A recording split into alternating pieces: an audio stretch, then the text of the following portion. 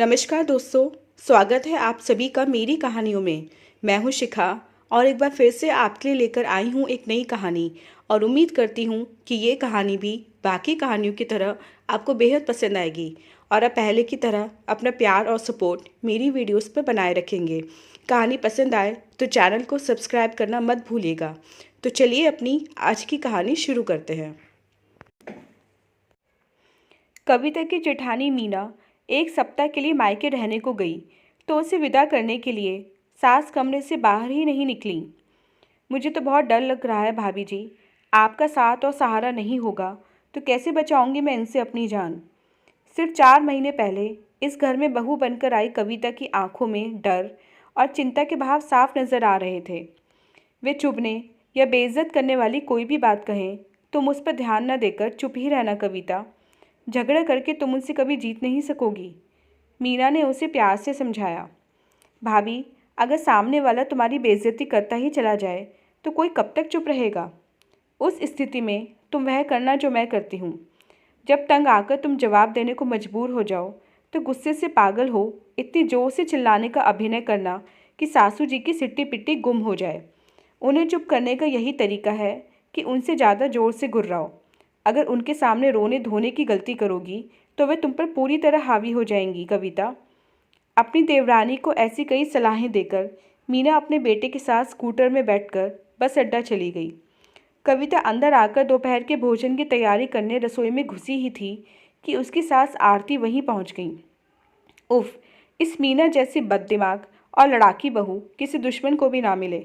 अब सप्ताह भर तो चैन से कटेगा, कह आरती ने अपनी छोटी बहू से बातें करनी शुरू कर दी। आरती लगातार मीना की बुराइयां करती रही। बहुत सी पुरानी घटनाओं की यादों को दोहराते हुए उन्होंने उसके खिलाफ जहर उगलना जारी रखा। कविता ने जब चुप रहकर वार्तालाप में कोई हिस्सा नहीं लिया तो आरती नाराज होकर बोल पड़ी। अब तू क्यों गूंगी हो गई है बहू? मुंह फुलाकर घूमने वाले लोग मुझे जरा भी अच्छे नहीं लगते हैं।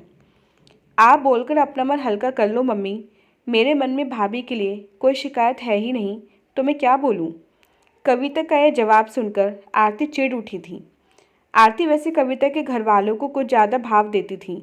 उसके माता पिता की जाति उनसे ऊंची भी थी और वे सब इंग्लिश मीडियम के पढ़े थे, जबकि अरुण और उसका बड़ा भाई हिंदी मीडियम स्कूल से था। फिर भी कविता और उसके घर वाले आरती को पूरा सम्मान देते थे। आरती को एहसास था कि जरा सी जाति ऊंची हुई नहीं या बच्चे अंग्रेजी मीडियम में गए नहीं, उनकी नाक ऊंची हो जाती है। आटा गूंथने का काम बीच में रोककर वे उसे तीखी आवाज़ में सुनाने लगी।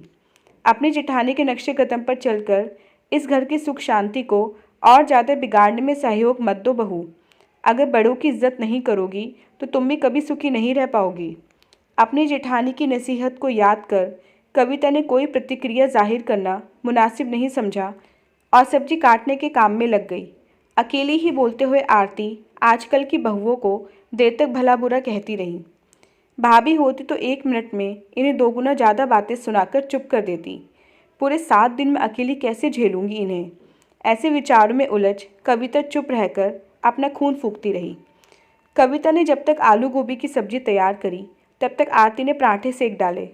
उसने अपनी सास के साथ खाना न खाने के लिए भूख ना होने का बहाना बनाया, पर आरती ने बड़े हक से दोनों का खाना इकट्ठा परोस लिया था। खाना खाते हुए आरती ने कविता के मायके वालों को वार्तालाप का विषय बनाया। वे उनके बारे में हल्की फुल्की बातें कर रही थीं। थोड़ी ही देर में कविता अपनी नाराज़गी भुला उनके साथ खुलकर हंसने बोलने लगी। भोजन समाप्त कर वे आराम करने के लिए अपने कमरे में आकर लेट गई। आंख लगने से पहले एक बात सोचकर उसके होठों पर व्यंग भरी मुस्कान उभरी थी कि मुझे अपनी तरफ करने को वे आज कितना मीठा बोल रही थी। लेकिन उनकी सारी चालाकी बेकार जाएगी, क्योंकि असल में तो उनके मन में अपनी दोनों बहुओं के लिए इज्जत और प्यार है ही नहीं। शाम को आरती ने कविता के लिए स्विगी से गर्म समोसे और चाय मंगवाई। आरती ने अपने मोबाइल पर सब ऐप डाउनलोड कर रखे थे और बेटे के कार्ड से कनेक्ट थे, इसलिए पेमेंट की कोई दिक्कत तो थी नहीं।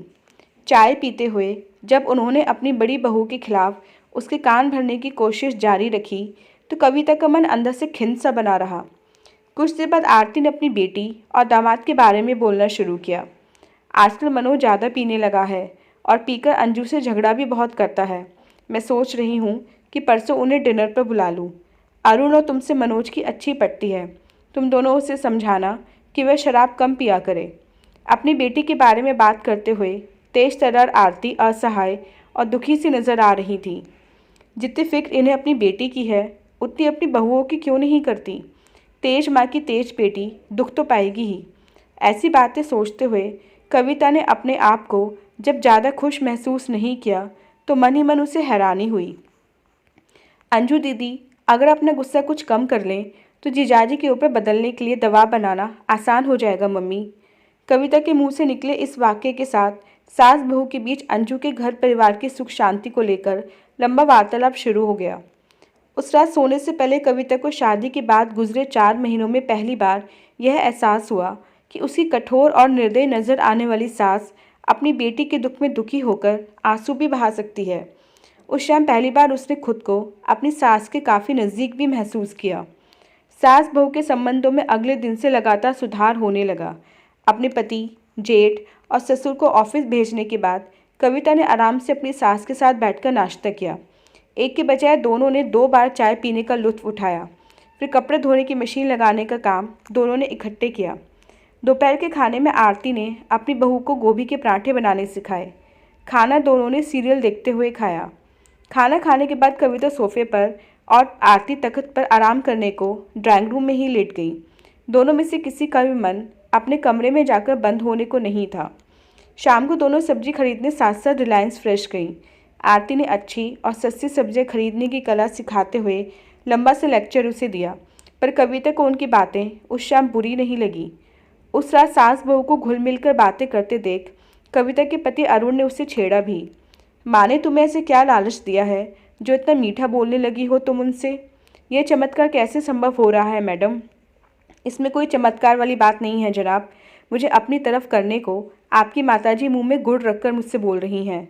मीना भाभी को अलग थलग कर देने के लिए उनकी तरफ से सारा नाटक चल रहा है। कविता ने शरारती अंदाज में मुस्कुराते हुए अरुण को जानकारी दी।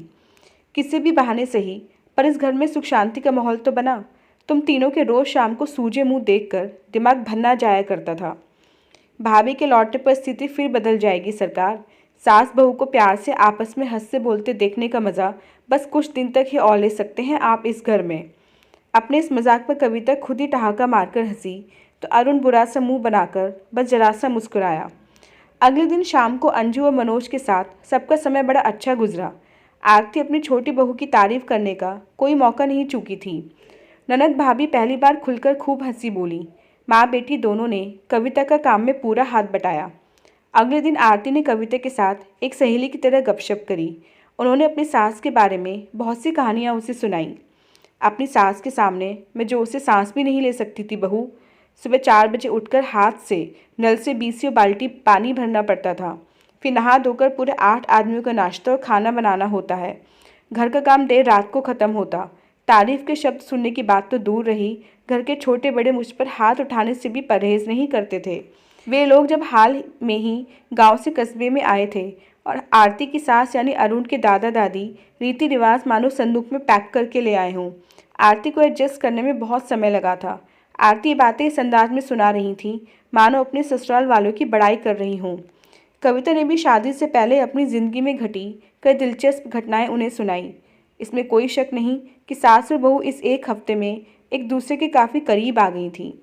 मीना की वापसी होने से एक दिन पहले आरती ने कविता को अकेले में अपने पास बैठाकर बड़े प्यार से समझाया, तुम स्वभाव की अच्छी और समझदार औरत हो बहू, बस तुम मीना के बहकावे में आना बंद कर दो। उसकी शय पर जब तुम मुझसे बहस और झगड़ा करती हो तो मेरा मन बड़ा दुखता है। उसकी तरह अगर तुमने भी मेरी बेइज्जती करने की आदत डाल ली तब मेरी ज़िंदगी तो नर्क बन जाएगी। मम्मी, आप प्लीज़ आंसू मत बहाओ। उनके लौटने पर हम सब मिलकर कोशिश करेंगे कि घर का माहौल हंसी खुशी से भरा रहे। अपनी सास को ऐसा दिलासा देते हुए कविता की आंखों में भी आंसू भर आए। उस रात कविता को जल्दी से नींद नहीं आई। कुछ सवाल लगातार उसके मन में चक्कर काटे जा रहे थे। नज़दीक से जानने का मौका मिला तो मेरी सास दिल की वैसी बुरी ज़रा भी नहीं निकली जैसे मैं उन्हें अब तक समझती आई थी। मीना भाभी तो पहले दिन से मेरे हित और खुशियों का ध्यान रख रही हैं। जब इन दोनों के दिल में कोमल भावनाएं मौजूद हैं तो इनके आपसी संबंध इतने ज़्यादा खराब क्यों हैं? मेरे दिल में सासू जी को लेकर जो गुस्सा, नफरत और डर बैठा था, वह सप्ताह भर में किन कारणों से गायब हो गया है। घर में बिना सुख शांति का माहौल क्या मीना भाभी के लौट आने पर बरकरार नहीं रखा जा सकता है? ऐसे सवालों के सही उत्तर पाने के लिए कविता ने देर रात तक माथापच्ची करी। अगले दिन रविवार की सुबह मीना अपने बेटे के साथ सुबह 10 बजे करीब घर लौटी और घंटे भर बाद ही आरती और उनके बीच तेज लड़ाई हो गई। मीना की कमर में सफ़र के दौरान झटका लग जाने से दर्द हो रहा था। वे काम में लगने के बजाय जब अपने कमरे में जाकर लेट गई तो आरती ने उसे बहुत सारी जली कटी बातें सुना दी। जब ससुर और जेठ ने अपनी अपनी पत्नी को ऊंची आवाज़ में बहुत ज़ोर से डांटा, तब कहीं जाकर घर में शांति कायम हुई। आरती ने रसोई में आकर कविता से मीना की बुराई करनी शुरू कर दी। बहू, देखा कितनी लंबी ज़बान है इसकी। मैंने इसे घर से अलग करने का फैसला कर लिया है। कविता ने कोई प्रतिक्रिया दर्शाने के बजाय उनसे सहज स्वर में पूछा, मम्मी आज अरहर की दाल बना लें? देख लेना, एक दिन टेंशन के कारण मेरे दिमाग की कोई नस जरूर फट जाएगी। आप इस पतीले में दाल निकालो, तब तक मैं दही जमाती हूँ। आरती ने एक बार को तो उसे गुस्से से घूरा, पर फिर कड़वे शब्द मुंह से निकाले बिना डब्बे से दाल निकालने के काम में लग गई। शायद नाराज़ हो जाने के कारण उन्होंने अपनी छोटी बहू से फिर कोई बात नहीं करी। कविता जब कुछ देर बाद चाय का कप लेकर मीना के कमरे में गई तो उसने आरती के खिलाफ जहर उगलना शुरू कर दिया। पता नहीं कब इस खूंखार औरत से हमारा पीछा छूटेगा। मुझे एक वक्त का खाना खाना मंजूर है, पर मैं अब इस घर में नहीं बल्कि किराए के मकान में रहूंगी। अब गुस्सा थूक कर यह बताओ कि आप मेरे लिए क्या लाई हो? कविता ने वार्तालाप का विषय बदल दिया। इन्हें बहुत घमंड है अपनी धन दौलत का, पर मुझे इनसे एक फूटी कौड़ी भी नहीं चाहिए। आप कहीं घूमने भी गई या सारे समय घर पर ही रहीं? अभी मुझसे कुछ मत पूछ कविता।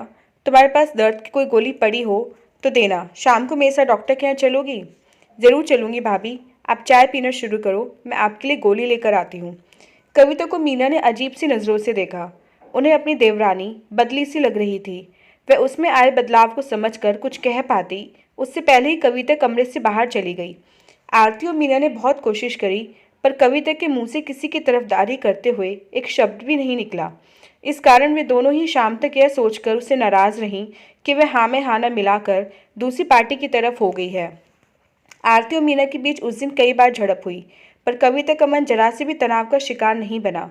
पहले की तरह ना उसे सिरदर्द ने सताया, न भूख और नींद पर बुरा असर पड़ा। शाम को मीना भी काम में हाथ बटाने के लिए रसोई में आ गई। वह और आरती दोनों ही उसे संबोधित करते हुए बातें कर रही थीं। एक ही अनुपस्थिति में जब दूसरी उसकी बुराई करना शुरू करती तो कविता फौरन ही बात को किसी और दिशा में मोड़ देती। उसके इस बदले व्यवहार की बदौलत रसोई में आरती और मीना के बीच टकराव की स्थिति विस्फोटक नहीं होने पाई। कुछ देर बाद तो वे दोनों आपस में सीधे बात भी करने लगी, तो उनकी नज़रों से छिपकर कविता प्रसन्न भाव से मुस्कुरा उठी। पिछली देर रात तक जाकर वह जिस निष्कर्ष पर पहुंची थी, उस पर उसने आज का नतीजा देखकर सही होने का ठप्पा लगा दिया। आपसी झगड़े बहुत कम देर चलते हैं, पर उनकी चर्चा कितनी भी लंबी खींची जा सकती है। हर वक्त ऐसी चर्चा करते रहने से मन में उनकी यादों की जड़ें मजबूत होती जाती हैं। इस कारण मन में दूसरे व्यक्ति के लिए झगड़ा समाप्त होने के बाद भी बहुत देर तक बैर भाव बना रहता है और नया झगड़ा शुरू होने की संभावना भी बढ़ जाती है।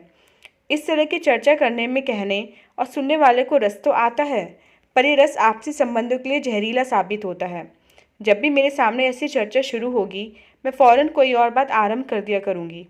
मेरे ऐसे व्यवहार के लिए मुझे कोई भला कहे या बुरा, मुझे परवाह नहीं।